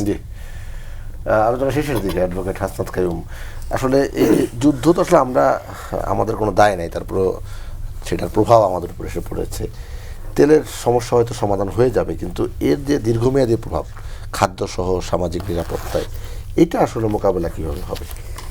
আমার নিজের যেটা মনে হয় যে জ্বালানি নিয়ে তো বাংলাদেশে ধরেন অনেক দিন ধরে অনেক রকমের কথা হচ্ছে, তার মধ্যে সবচেয়েতে ধরেন এখন পর্যন্ত যেটা আমাদের জন্য সুইটেবল ব্যাপার ছিল সেটা হচ্ছে যে আপনি সোলারের উপরে যেই গুরুত্বটা আমরা দিতে পারতাম, ও যেটা বললো যেটা তেলের মজুদ বাড়ানোর জন্য যেরকম পারতাম, আমরা জ্বালানিতে যে ভর্তুকির গল্পটা হয়, আপনি কেবলমাত্র এখানে সোলার নিজে উৎপাদন করা, এবং সোলারটাকে আপনি আসলে অনেকগুলো জায়গা আছে যেখানে আপনি ইনসেন্টিভ দিয়ে পারেন, কম্পালসারি করে পারেন, এই জায়গাগুলিকে আপনি নিশ্চিত করে ফেলেন। ধরেন ইরিগেশন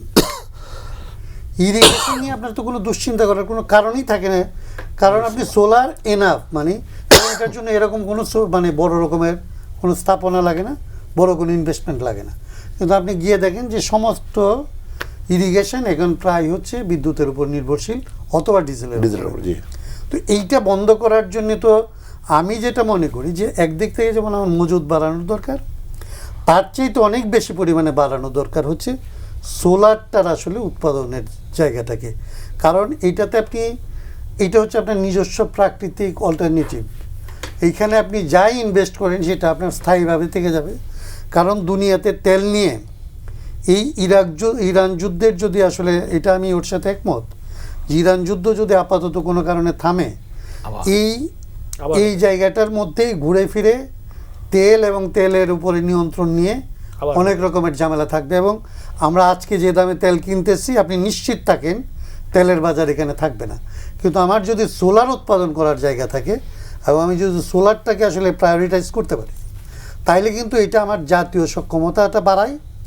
জ্বালানির ক্ষেত্রে আমার আসলে এক ধরনের অন্তত অনেকগুলো জায়গাকে আমি আসলে নিশ্চিত করতে পারি। তো আমি মনে করি যে দীর্ঘমেয়াদী চিন্তা হিসেবে না, এটাকে একটা আছে না যে ইমার্জেন্সি বেসিসে আসলে সোলারে যাওয়া উচিত, আমার জায়গা থেকে আমি এটা মনে করি। জি, আমরা আলোচনা শেষের দিকে, যে আজকে আলোচনা পুরোটা একটু র্যাপ আপ করতে চাই। মোশাররফ হোসেন, আসলে সমালোচনা তো অনেক হলো, মানে আসলে সমালোচনাটাও আমি দেখলাম যে খুব পজিটিভলি নিয়ে না, অবশ্যই positive। পজিটিভলি নিয়েছেন। নিশ্চয়ই সাধারণ মানুষও তো এটা প্রত্যাশা করে, জনগণ তো আপনাদের ভোট দিয়েছে ঠিক ওই কারণেই, মানে জনগণকে আশ্বস্ত করার জন্য কোনো বক্তব্য আপনার আছে না, আশ্বস্ত করতে হবে। আমি একটু জ্বালানির ব্যাপারে বলতেছি। আপনি দেখেন জ্বালানির এই যে অবস্থাপনা, এটা কিন্তু বিগত সরকার থেকে আমাদের পাওয়া।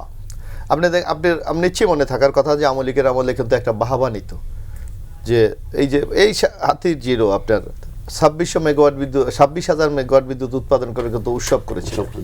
তা আমার দেশে প্রয়োজন হয় 15 থেকে 16,000 মেগাওয়াট। তা আমি হয় 26,000 করবো সক্ষমতা, অর্থাৎ তাদের ঘরানার ব্যবসায়ীদেরকে আপনি বেনিফিট দেওয়ার জন্য এই কাজটি করা হয়েছে। অথচ আপনি যদি আমাদের বলাতে চমৎকার আছে গ্যাস ফিল্ড, ওইটাকে যদি আমরা ব্যবহার করতে পারতাম, অথবা অন্য যে গ্যাস ফিল্ড, নতুন কোনো গ্যাস অনুসন্ধান করা হয় নাই। একই সমুদ্র আমাদের এখানে, দেখবেন মিয়ানমার এবং ভারত কিন্তু নতুন গ্যাসের সন্ধান পেয়েছে। আমরা কিন্তু এখন পর্যন্ত সার্ভে চালানোর মতো সক্ষমতা অর্জন করিনি।